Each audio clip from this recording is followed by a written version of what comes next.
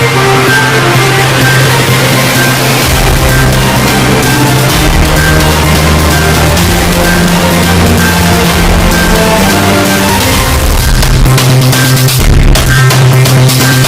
मी Deepti Gharde. Mission Maharashtra news मध्ये आपले स्वागत आहे.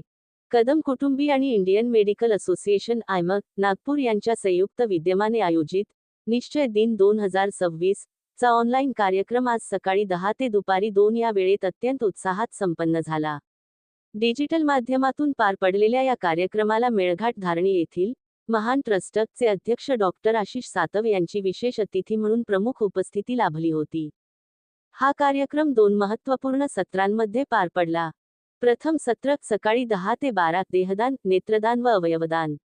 या सत्रात नागपूरचे अध्यक्ष डॉक्टर सचिन गाथे यांनी उपस्थितांना मार्गदर्शन केले.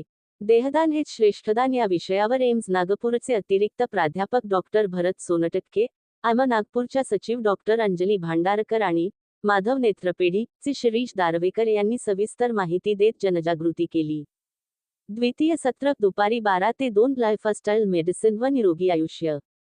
या सत्रात नागपूर मेडिकल कॉलेजच्या माजी डीन डॉक्टर दीप्ती डोणगावकर यांनी निरोगी जीवनशैलीवर मार्गदर्शन केले. तसेच आयोजक डॉक्टर सतीश कदम यांनी lifestyle medicine for preventing and reversing diseases या विषयावर भाष्य करत विविध आजार कसे टाळावेत व ते जीवनशैलीतील बदलांनी कसे नियंत्रणात आणावेत याबद्दल उपयुक्त माहिती दिली. या ऑनलाईन उपक्रमाला नागरिकांचा उदंड प्रतिसाद मिळाला असून देहदान व आरोग्यविषयक जनजागृतीचा एक उत्तम संदेश या माध्यमातून देण्यात आला. नमस्कार, मी doctor Sachin Gathe, Indian Medical Association Nagpur ब्रांचचा प्रेसिडेंट आहे. आज जो निश्चय दिवस आहे, हा जो कार्यक्रम डॉक्टर सतीश कदम आणि त्यांच्या फॅमिलीतर्फे फॅमिली सोशल रिस्पॉन्सिबिलिटी म्हणून हा जो ऑर्गनाइज केला आहे, ऑनलाईन आहे, फिजिकल आहे, आम्ही सर्वांनी अटेंड करतोय. हा एक अतिशय उत्तम उपक्रम आहे, जो की एक खूपच गरजेचा आणि अत्यंत आवश्यक असा तो विषय आहे. ऑर्गन डोनेशन म्हणजे काय? आज आपल्याकडे इतके म्हणजे जे ऑर्गन निडी म्हणजे अवयवदान लोकांना आवश्यक आहे, पण त्यातला ऍक्च्युली डिमांड आणि सप्लाय हा जो आहे, जे डिमांड खूप आहे आणि सप्लाय कमी आहे. त्यामुळे असे जे ही पब्लिक अवेअरनेस आहे, नॉट ओनली जस्ट पब्लिक पण डॉक्टरांमध्ये सुद्धा अवेअरनेस करणं जरुरी आहे. या कार्यक्रमाचा हाच एक उद्देश आहे. या अवेअरनेस द्वारे आपण जर लोकांनी अवयवदान, इव्हन अंगदान म्हणजे बॉडी डोनेशन सुद्धा मेडिकल रिसर्च साठी खूप महत्वपूर्ण बाब आहे. तर या कार्यक्रमाद्वारे जर अंगदानाची जनजागृती झाली आणि लोकांनी अवयवदान, अंगदान साठी पुढाकार घेतला तर नक्कीच आपल्या देशाला फार मदत होईल. आणि एका बॉडी डोनेशननी अंगदानानी आपण 8 लोकांचे जे जीव वाचवू शकतो, त्यांना एक चांगली लाईफ देऊ शकतो, एक चांगलं जीवन देऊ शकतो. 8 लोकांच्या फॅमिलीना आपण आनंदी करू शकतो. म्हणून अंगदान करा, अवयवदान करा हीच विनंती. धन्यवाद. आज बरेचसे लोक आहे. हा प्रोग्राम नॉट ओनली लोकल आहे, हा स्टेट वाईड पण आहे, नॅशनल पण आहे आणि इंटरनॅशनल आहे. बिकॉज ऑफ म्हणजे ऑनलाईन हा प्रोग्राम आहे, तर झूम लिंक द्वारे सगळे बरेचसे अदर स्टेट मधूनही जुळले आहे, बाहेर देशात जे आहेत ते पण जुळले आहे, जे या संस्थेशी जुळलेले लोक आहेत. मेळघाट हा अति दुर्गम भाग आहे. अशा दुर्गम भागामध्ये ऑर्गन डोनेशनचा बहुत कमी प्रमाण आहे, तर त्यासाठी काय आव्हान करणार? आता ते डॉक्टर आशिष सातव सरांनी सांगितलं, यासाठी जनजागृती जी आहे, पब्लिक अवेअरनेस हाच एक माध्यम आहे. त्यासाठीच आम्ही आशिष सातव सरांना मार्गदर्शन करायला आम्ही निमंत्रित केलं होतं. आणि ही काय एक प्रोसेस आहे, ही असं नाही की आज आपण केलं आणि गव्हर्नमेंटनी कुठला लॉ आणला, GR आणला तर होऊन जाईल, पण यात जनजागृती खूप जरुरी असते. तो आपला प्रयत्न. भागामध्ये काय कशा पद्धतीने जनजागृती करणार?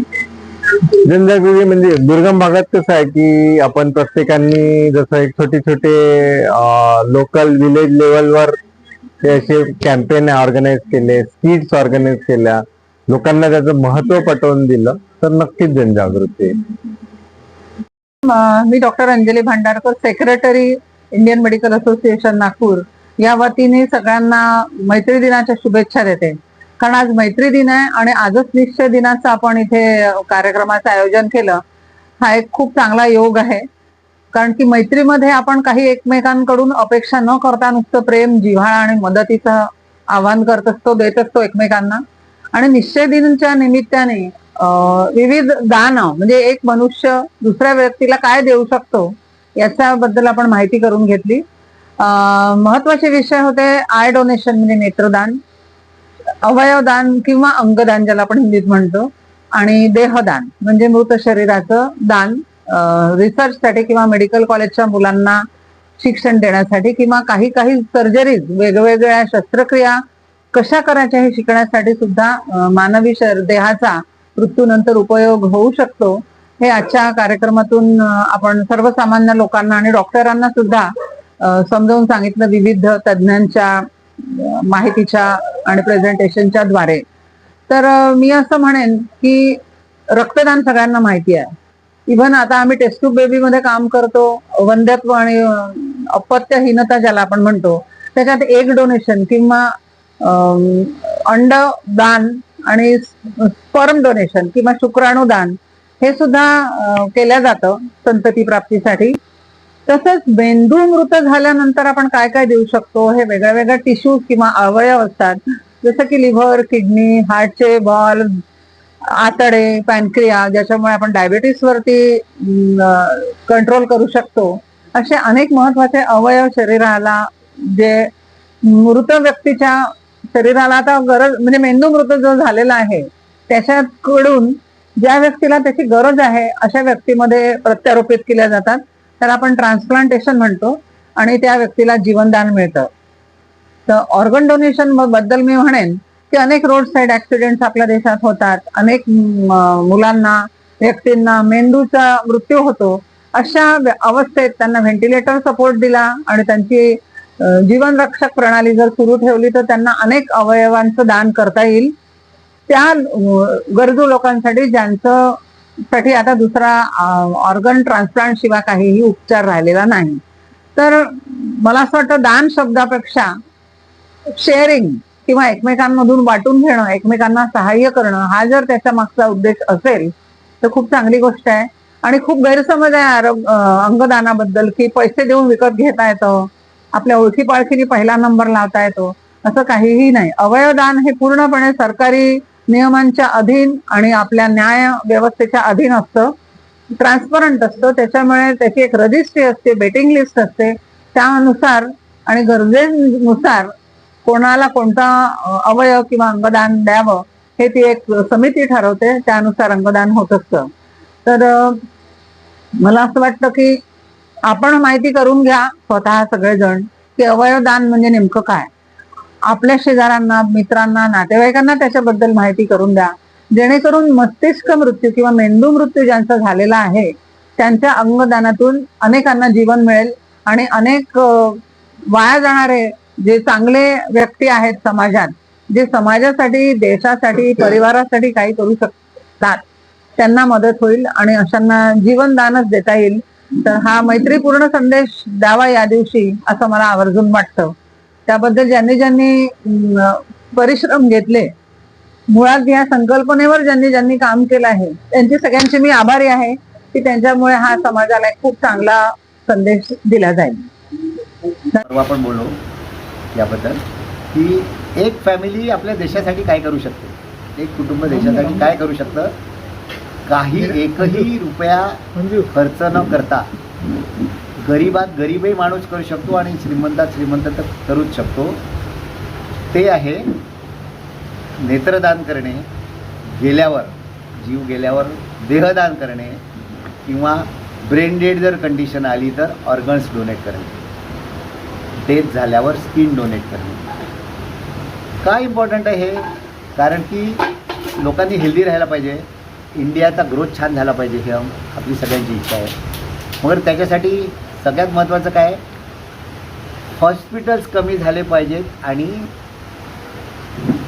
आनंदी लोक वाढले पाहिजे. हॉस्पिटल कमी का झाले पाहिजे? हॉस्पिटलमधल्या सुविधा नको कमी व्हायला, हॉस्पिटलची गरज कमी झाली पाहिजे. हॉस्पिटल कमी पण नको व्हायला, हॉस्पिटलची आवश्यकता कमी झाली पाहिजे.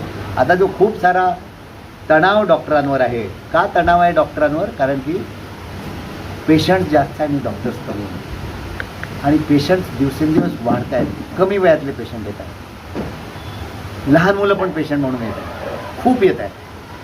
वॅक्सिन्स आल्यावर इन्फेक्शन कंट्रोल झाला, जसा वॅक्सिन्स आले इन्फेक्शन कंट्रोल झाला, अँटीबायोटिक्स आल्यावर इन्फेक्शन कंट्रोल झाला.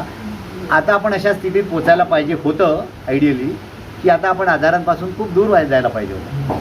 पूर्वीचे लोक जर 80, 90, 100 वर्ष जगायचे, तर आताचे वर्ष 110, 120 वर्ष जगायला पाहिजे होतं. आपलं सगळं ॲव्हरेज वाढलं. इन्फेक्शनमुळे डेथ होण्याचं प्रमाण सिग्निफिकंटली कमी झालं, पण त्याला वगळता लाईफस्टाईल डिसिजेसमुळे डेथ होण्याचं पर्सेंटेज खूप वाढलं. आणि 70 ते 80% आजार हे वर्ल्ड हेल्थ ऑर्गनायझेशन पण सांगतं, जागतिक आरोग्य संघटना, की 70 to 80% डिसिजेस डेथ्स डिसिजेस म्हणजे डेथ्स कॅन बी प्रिव्हेंटेड.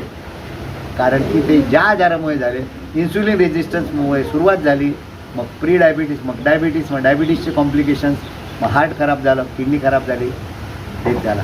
अशी प्रत्येक आजाराची अशी सुरुवात काही वर्षांपासून होते. आजाराची सुरुवात एका दिवसात होत नाही. आणि मग ज्यांचं खूप ऑर्गन्स खराब होतात त्यांना ऑर्गन कोणीतरी देणार हवा. जर किडनी खराब झाली, एकेकाळी फक्त डायलिसिस इलाज होता, त्याच्यानंतर इलाज आला की किडनी ट्रान्सप्लांट होऊ शकते. लिव्हर खराब झाल्यावर पहिले इलाज नव्हता. हार्ट खराब झाल्यावर पण आता इलाज आला आहे, हार्ट ट्रान्सप्लांट पण होऊ शकतं. ते एक्सपर्ट्सचं काम आहे, ते डॉक्टर्स करतील. पण हे सगळं केव्हा? जर डोनर्स सफिशियंट असतील तर. 15,000 डोनर आहे, 5 लाख रिसिपियंट आहे, म्हणजे 5 लाख लोक लाईनीत उभे आहेत. आम्हाला डोळे मिळाले पाहिजे आणि फक्त 15,000 लोक देणं मिळाले. हा रेशो बघा किती तफावत आहे. जेव्हा की भारत सगळ्यात पॉप्युलस देश आहे, सगळ्यात लोकसंख्या जास्त आहे. म्हणजे उलट असं व्हायला पाहिजे की भारतातून एक्सपोर्ट व्हायला पाहिजे त्या गोष्टी. विश्वगुरू व्हायसाठी मोठा हातभार लागला पाहिजे या गोष्टीने. पण फॉरेन करन्सी वाढली पाहिजे, आपली इकॉनॉमिक एक्सचेंज झाला पाहिजे. का? फक्त लोकांची मानसिकता बदलली तर. ते होणार कुठून? मानसिकता बदलली तर. आमच्या कुटुंबातल्या 4 व्यक्तींनी देहदान केलं आहे आतापर्यंत. 3 काका आणि म्हणजे 2 काका, माझे एक वडील, ते 2012मध्ये गेले. आणि त्याच्यानंतर सगळ्यांनी नेत्रदान आणि देहदान केलं. आणि माझे सासरी बुवा जे 92 वर्षाचे होते. आता मला ते वाटतं की ते प्रिमॅच्युअरली गेलेत, कारण की ते अलर्ट होते शेवटपर्यंत. He was contributing something. Lock the plastic, arrange the plastic जो आमचा कॅम्पेन आहे त्यामध्ये ते सहभागी व्हायचे. डॉक्टर्स डेला डॉक्टर्सना ग्रीट करायला ते यायचे. वृक्षारोपणमध्ये अजूनही आमच्या सासूबाई सहभागी होतात, वय वर्ष 84. परवा त्यांनी एक झाड लावलं वृक्षारोपणच्या कार्यक्रमात आल्या.